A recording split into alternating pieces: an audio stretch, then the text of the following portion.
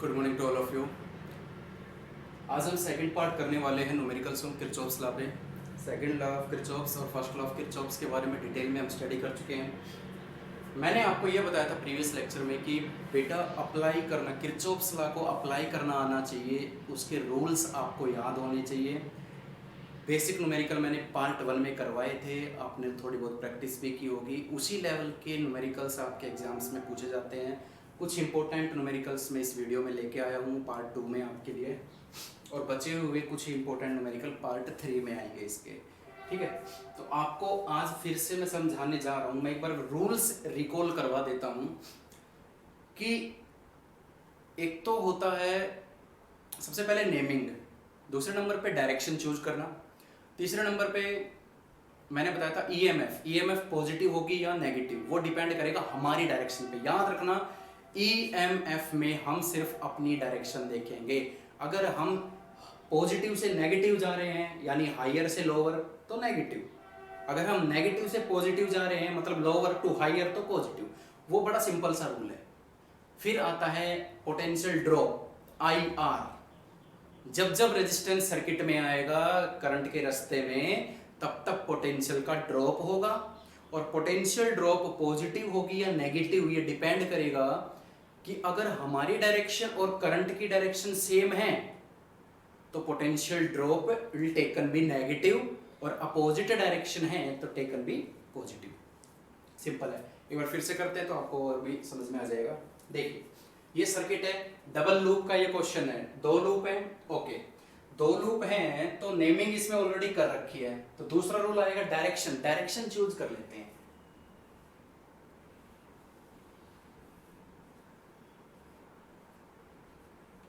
ठीक है, मैंने आपको कल भी बताया था कि मुझे इस क्लॉकवाइज में ज़्यादा कंफर्ट फील होता है।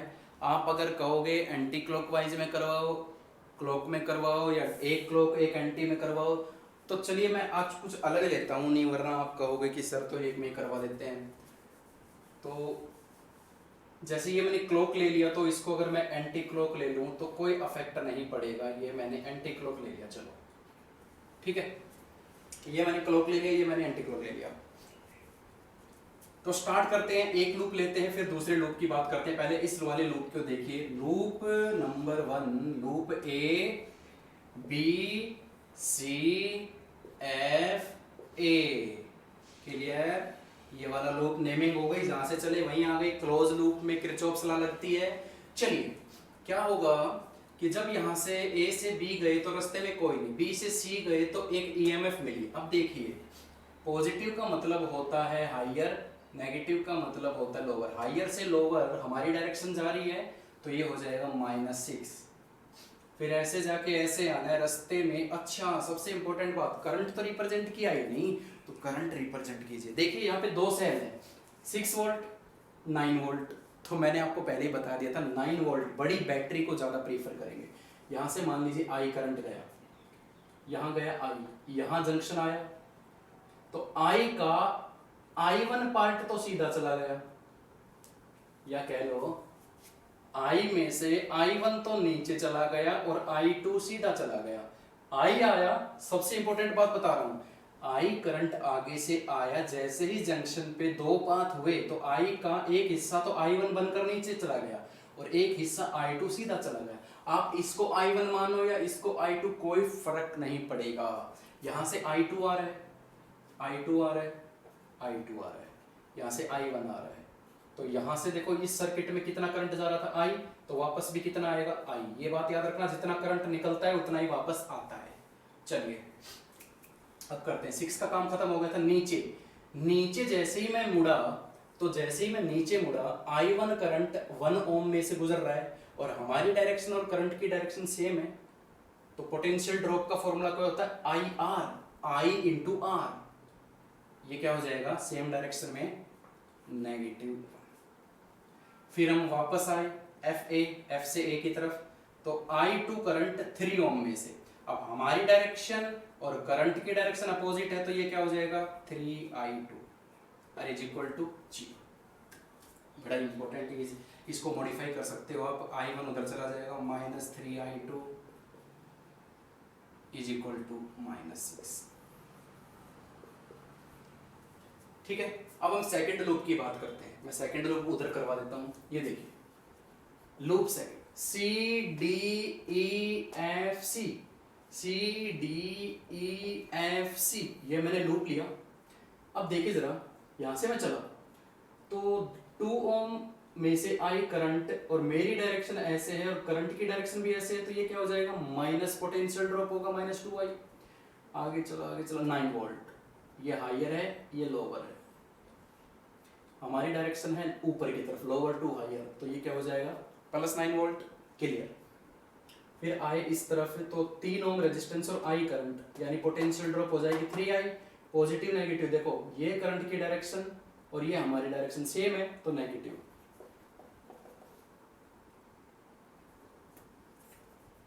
अभी 0 नहीं लिखेंगे क्योंकि ये वाला हिस्सा बच रहा है। तो यहाँ से I1 करंट 1 ओम में से हमारी डायरेक्शन नीचे आ रही है, करंट की डायरेक्शन भी नीचे आ रही है, तो ये हो जाएगा -I1 is equal to 0। 3 resistance थे इस लूप में, 1 2 3, और इस वाले लूप में 1 2। एक बार चेक कर लेते हैं, 1 2 1 2 3। ठीक है, तो किस तरीके से सोल्व करेंगे इसको हम, -2i और -3i, -5i -i1 +9 is equal to 0, तो ये हो जाएगा i1 + 5i is equal to 9, second equation. अब जरा गौर फरमाइएगा, सबसे इंपॉर्टेंट, मैंने बोला ना पार्ट 2 है तो थोड़ा सा कॉम्प्लिकेशंस तो आएगा। इस इक्वेशन को देखिए और इस इक्वेशन को देखिए, यहाँ इक्वेशन के वेरिएबल है i1 और i2, लेकिन यहाँ क्या है i और i1 सेम वेरिएबल नहीं है। सेम वेरिएबल नहीं है तो ध्यान रखना, उसमें तीसरी इक्वेशन और बनेगी, और तीसरी इक्वेशन बनाने का सबसे बढ़िया तरीका क्या है कि यहाँ से जो करंट आ रहा है ना, जंक्शन पर 2 हिस्सों में टूटा, तो ये बात पहले ही लिख लेना कि V9 जो I है ना, वही तो 2 हिस्सों में टूटा है। ये इक्वेशन हमेशा याद रखना, ठीक है।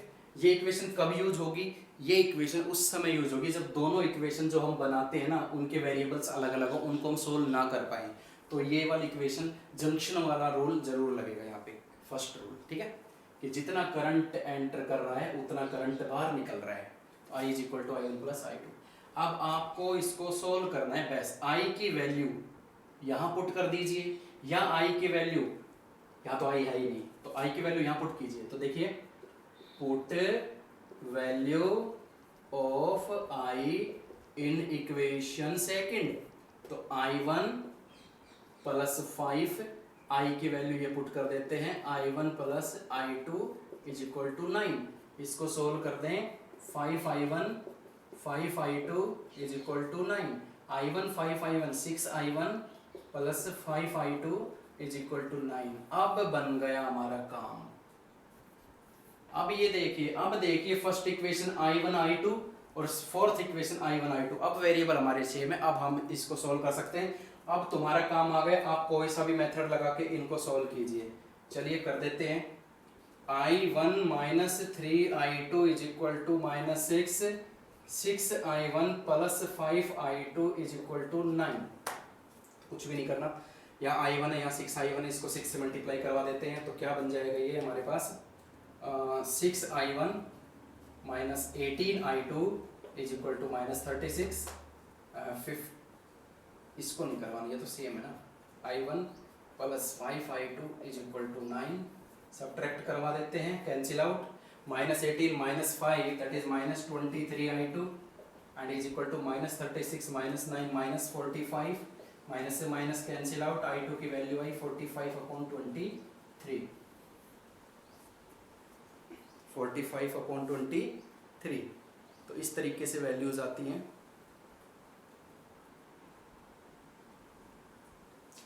ठीक है, I2 आ गया, तो I2 आ गया तो I2 की वैल्यू यहाँ पुट करो या वहाँ पुट करो, एज योर चॉइस। हमें तो I1 चाहिए, ठीक है ना, I1 निकाल दीजिए।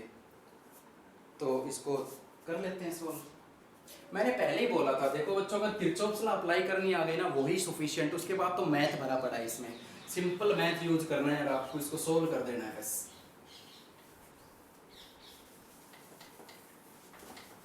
10th क्लास का मैथ यूज हो रहा है, subtraction, elimination, substitution method, cross, as your choice, किसी से भी सोल्व करो। तो कुछ नहीं करना, i2 की वैल्यू वहाँ पुट कर देते हैं, पुट इन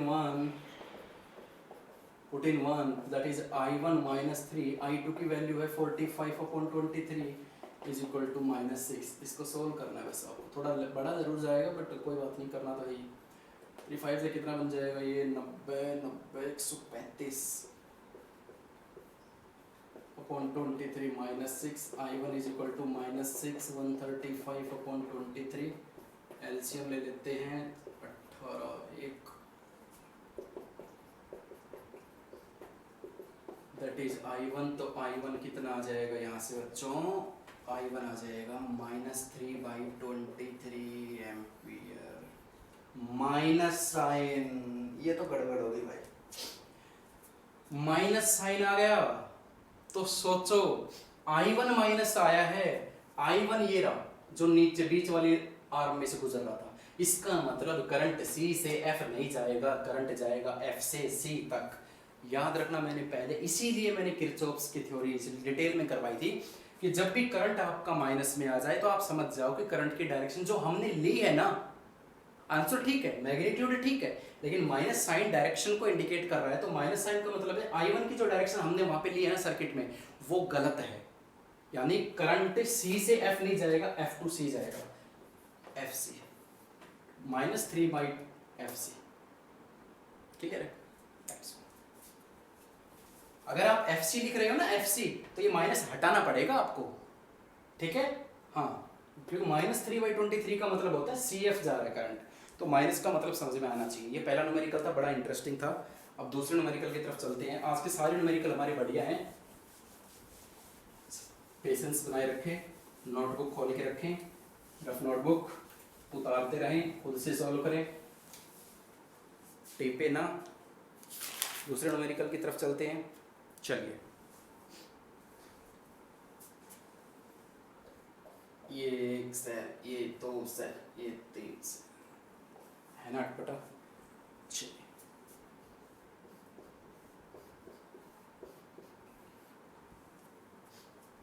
तो सेल सेल जोड़ दी इसने इस तरीके से, और एक ओम, ठीक है।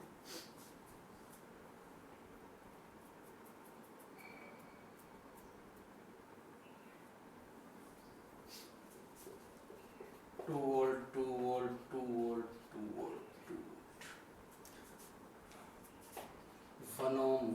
ओम, ये गिवन है। आपको फाइंड आउट करना है current in each resistor, current find out करना है, तो करंट निकालना है, तो चलिए करते हैं।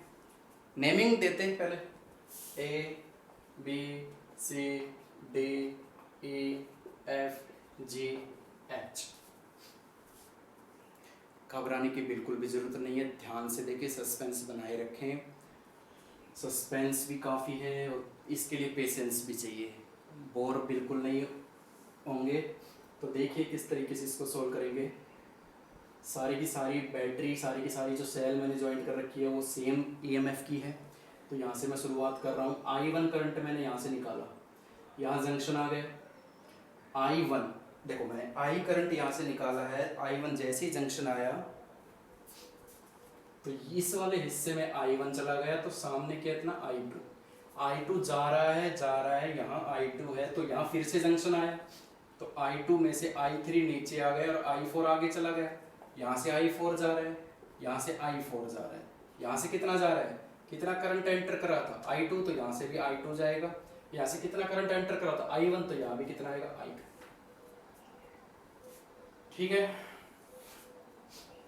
घबराने की जरूरत नहीं है, सिंपल चीजें कर रहा हूँ। जहां भी जंक्शन आता है वहां पे करंट तोड़ना है आपको, पहले भी ऐसे ही किया था। यहाँ से करंट आया, जंक्शन आया, जंक्शन में 2 डिवाइड हो गए, आगे गया, फिर से जंक्शन आया, फिर 2 पार्ट में डिवाइड हो गया, ठीक है ना। कोई घबराने वाली बात थोड़ी ना है, हमने तो यूज करना है। अब हम क्या करेंगे, डायरेक्शन यूज करेंगे। डायरेक्शन देख लीजिए, मैं ये वाली यूज कर रहा हूँ, तीनों में एक जैसी कर रहा हूँ। अब की बार आप कौन सी भी यूज कर सकते हो, मैंने पहले बताया था, कोई इफेक्ट नहीं पड़ने वाला इस चीजों से। चलिए एक एक लूप की बात करते हैं, फटाफट इसको सॉल्व करते हैं, बहुत ही इजी है। देखिए कौन से लूप की बात करेंगे पहले? अरे कोई से लूप की बात कर लो। चलिए, loop A B C H A B C H A, चलिए करते हैं। हाँ भाई, okay okay okay okay okay okay, यहां सेल आ गई, पॉजिटिव नेगेटिव, हमारी डायरेक्शन ऐसे जाके ऐसे जा रही है, ऐसे जाके ऐसे मुड़ रही है, नेगेटिव टू पॉजिटिव यानी +2। फिर ऐसे I3 करंट 1 ओम रेजिस्टेंस में से, करंट नीचे आ रहा है, हमारी डायरेक्शन ऊपर जा रही है, इसका मतलब ये भी पॉजिटिव हो जाएगा। फिर ऐसे सेल आ गई 2 वोल्ट, हमारी डायरेक्शन पॉजिटिव से नेगेटिव जा रही है, मतलब -2 इज इक्वल टू 0, 2 से 2 कैंसिल, I3 कितना आया 0, I3 करंट कितना आ गया 0। चलिए अगला लूप देखते हैं, ये वाला लूप देखते हैं, loop C D G H C, second वाला लूप। यहां से देखो, यहां से सी डी, चलो यहां से चलते हैं, सी से डी गए 12 ओम रेजिस्टर, हमारी डायरेक्शन कैसी है, ऐसे जाके ऐसे जा रही है, नेगेटिव से पॉजिटिव की तरफ, तो ये तो +2 हो गया। फिर ऐसे जाके ऐसे I1 करंट 1 ओम रेजिस्टेंस में से गुजर रहा है, करंट की डायरेक्शन नीचे है, हमारी डायरेक्शन ऊपर है, तो ये प्लस हो जाएगा। फिर ऐसे G से H 2 ओम रेजिस्टर EMF है हमारी, और हमारी डायरेक्शन है बेटा ऐसे पॉजिटिव से नेगेटिव, तो ये -2 इज इक्वल टू 0। और कुछ बचा यहाँ पे, ये देख लीजिए पहले,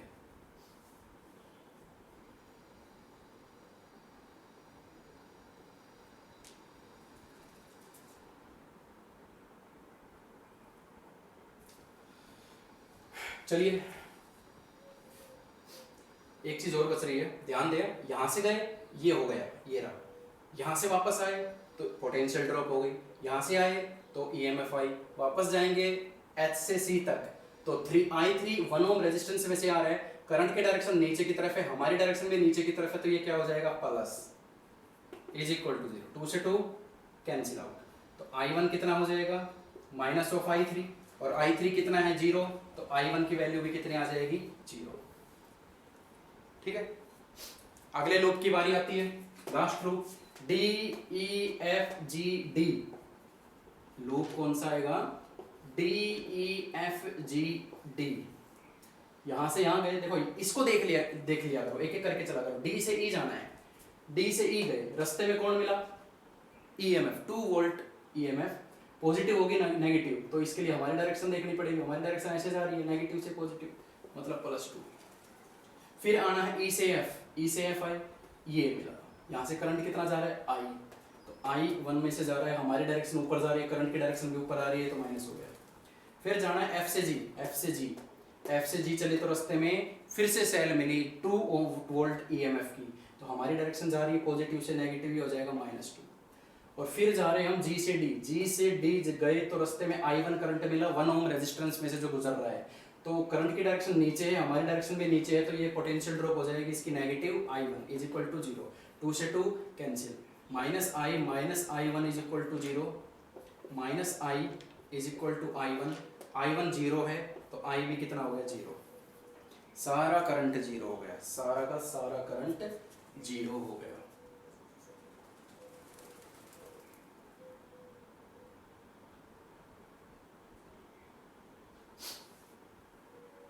ठीक है, I3 1 ओम रेजिस्टेंस में से I3 0, 1 ओम रेजिस्टेंस में से I1 0, और 1 ओम रेजिस्टेंस में से I 0, तीनों रेजिस्टेंस में से करंट कितना फ्लो कर रहा है 0 करंट फ्लो कर रहा है।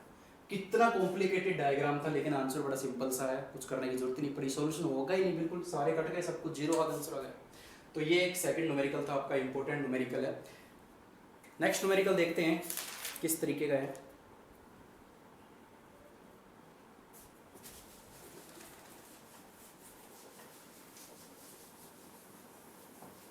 मैं फिर से कह रहा हूँ, इनको नोटबुक में उतारते रहिए, खुद से करके देखिए, अलग अलग डायरेक्शन यूज करते हुए आंसर सेम आएगा या नहीं। मैं कहता हूँ आंसर बिल्कुल सेम आएगा, आप चेक कर सकते हो, इसी से प्रैक्टिस भी हो जाएगी आपकी।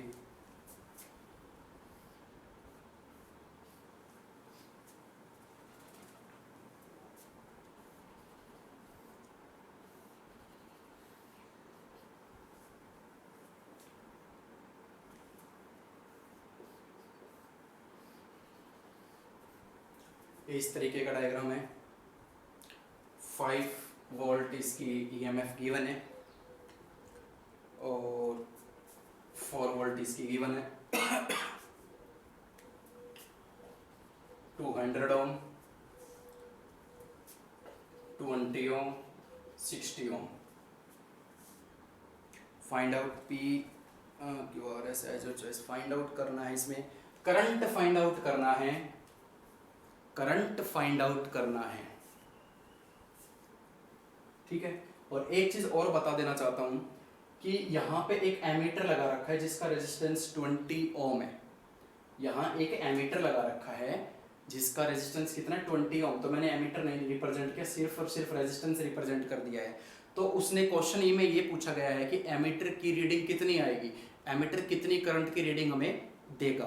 तो 20 ओम रेजिस्टेंस में से जितना करंट फाइंड जा रहा है ना वो हमें फाइंड आउट करना है सिर्फ, ठीक है। सारा करंट फाइंड आउट नहीं करना। अब देखिए यहाँ पे 5 वोल्ट है, यहाँ पे 4 वोल्ट है। अब यहाँ पे माइंड में क्या आएगा कि सर ने क्या बताया था, बड़ी बैटरी को प्रीफरेंस देते हैं। आप दीजिए, मना नहीं कर रहा, बिल्कुल दीजिए। देखिए यहाँ से मान लीजिए करंट गया आई, जंक्शन आ गया, 2 हिस्सों में टूटेगा करंट। चलिए यहाँ से गया करंट I1, कितना गया I1, ओके। तो यहाँ I2 मान लीजिए, I आया, I टूट गए 2 हिस्सों में, I1 और I2, यानी यहां से कितना करंट जा रहा है I2, ठीक है। या फिर आप मान सकते हो कि I में से I1 तो ऊपर चला गया, इधर कितना बचा I माइनस I1, ये भी आप यूज कर सकते हो, ठीक है। देखो 2 तरीके हैं बड़े सिंपल से, आप अपने तरीके से करंट ले सकते हो। बड़ी बैटरी में से करंट निकला आई, आगे जंक्शन आया, जंक्शन में अब 2 हिस्सों में डिवाइड करना है। आपने इसमें से तो भेज दिया I1, तो इधर कितना बचा, या तो I माइनस I1 बचा। मान लीजिए 10 एम्पियर करंट आ रहा है, 3 एम्पियर ऊपर चला गया, तो इधर कितना बचा 10 माइनस 3 7 एम्पियर। या फिर I में से I1 ऊपर गया, I2 इधर गया, एज योर चॉइस, कैसे भी आप कर सकते हो, मैं मना नहीं कर रहा। देखिए मैं यहाँ पे लिख रहा हूँ I माइनस I1, मैं इससे सोल्व करके दिखा दूँ, क्योंकि सारे न्यूमेरिकल हमने I1 I2 वगैरह से सोल्व किए हैं। ये I करंट आया, I1 ऊपर गया, इधर कितना बचा I माइनस I1, यानी यहाँ से कितना करंट जा रहा है I माइनस I1। तो पजल होने की बिल्कुल भी जरूरत नहीं है। यहाँ से करंट गया I1, यहाँ से करंट आया I माइनस I1, दोनों यहाँ मिले तो इधर कितना करंट जाएगा, इधर इस वाले सर्किट में से कितना करंट जा रहा है I, तो वापस भी कितना आएगा I करंट आएगा। क्योंकि I1 से जब इसको और इसको मैं जोड़ूंगा, क्योंकि दोनों यहाँ मीट करेंगे, यहाँ से I1 आया, यहाँ से कितना जा रहा है I माइनस I1, दोनों यहाँ मीट करेंगे, दोनों को जोड़ के देखना, कट जाएगा I1, I बचेगा, I इधर चला जाएगा। बड़ा सिंपल से, जितना करंट हम निकालते हैं वापस भी उतना ही आना चाहिए। तो ये हो गए हमारे 2 लूप हैं, साफ तौर पे नजर आ रहे 2 लूप हैं। सबसे पहले नेमिंग, उसके बाद डायरेक्शन, उसके बाद फटाफट इसमें रूल्स लगाइए, A B C D। चलिए ध्यान से देखिएगा, ये मैंने डायरेक्शन ले ली, आप कोई सी भी ले सकते हो। मैं फिर से वही बात बोलना चाह रहा हूँ यहाँ पे कि आप कोई सी भी डायरेक्शन यूज कर सकते हो, सारों का आंसर सेम आएगा, घबराने वाली बिल्कुल बात नहीं है। तो देखिए किस तरीके से करेंगे हम। पहला वाला वो लूप ले रहे हैं, loop number 1, that is A B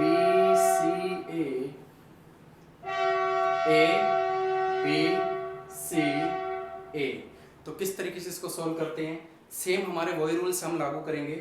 देखिए A से B जाना है, A से B गए, रास्ते में कौन मिला 5 वोल्ट। अब देखो पॉजिटिव क्या होता है हायर और नेगेटिव क्या होता है लोअर। हायर से लोअर, हमारी डायरेक्शन क्या है ऊपर से नीचे आ रही है, लोअर से हायर, तो ये हो जाएगा +5। आ रहा है समझ में। हर एक देखो कितने सारे न्यूमेरिकल्स में करवा चुका हूँ किरचॉफ्स के ऊपर, सबके ऊपर सेम रूल्स लागू हो रहे हैं। तो प्रैक्टिस कीजिए, सब कुछ क्लियर हो जाएगा। +5। फिर आना है B से C, B से C आए, रास्ते में कौन मिला I करंट 200 ओम में से गुजर रहा है, यानी पोटेंशियल ड्रॉप होगी। पोटेंशियल ड्रॉप का फॉर्मूला होता है करंट की डायरेक्शन और हमारी डायरेक्शन अगर सेम है तो ये हो जाएगा नेगेटिव, -200I नेगेटिव हो गया। फिर जाना C से A वापस आए, 20 ओम में से I1 करंट जा रहा है, करंट हमारी डायरेक्शन ऊपर है, करंट की डायरेक्शन भी ऊपर है, ये माइनस हो जाएगा, =0। इसको सोल्व कर लीजिए, 5 से डिवाइड कर देता हूँ, छोटा बन जाएगा, ये हो जाएगा 40i plus 4i1 is equal to 1। First equation बड़ी सिंपल। अब दूसरे लोग की बात करते हैं।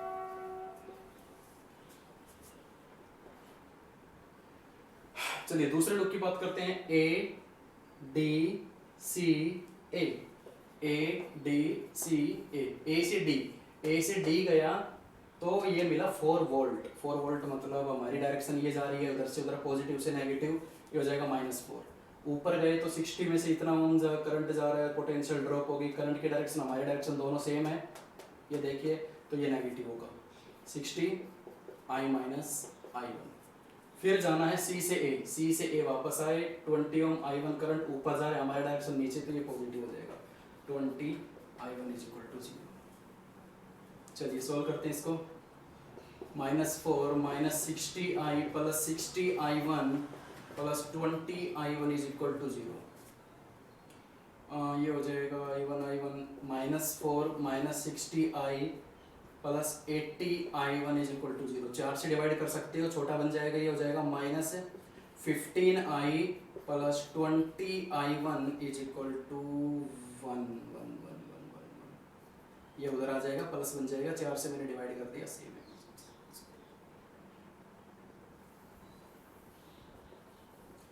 i1 वेरिएबल सेम है, तीसरी इक्वेशन का यूज नहीं होगा, सीधा सोल्व करना है, आंसर आ जाएगा। सीधा सोल्व करते हैं, चलिए 40i 4i1 is equal to 1 minus 15i plus 20i1 is equal to 1। कुछ नहीं करना, यहाँ 20 है,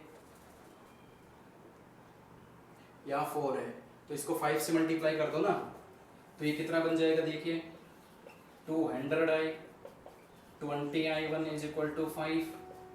इसको नहीं छेड़ना है, 20i1 कैंसिल, ये हो जाएगा 215i इज इक्वल टू 4। तो i की वैल्यू क्या हो जाएगी, 4/215। ये तो i आ गया, लेकिन एमीटर लगा रखा है यहाँ पे, और एमीटर में से करंट जा रहा है i1, तो हमें i1 चाहिए। तो कुछ नहीं करना, i की वैल्यू आप यहाँ पुट कर दीजिए 1 में, तो ये हो जाएगा 40i की value 4/215 plus 4i1 is equal to 1। इसको सोल्व करेंगे, 160 215 4i1 इज इक्वल टू 1, ये उधर चला जाएगा, 1 माइनस 160/215। एलसीएम लेके इसको सोल्व कर लीजिए, 4i1 ये हो जाएगा 215 40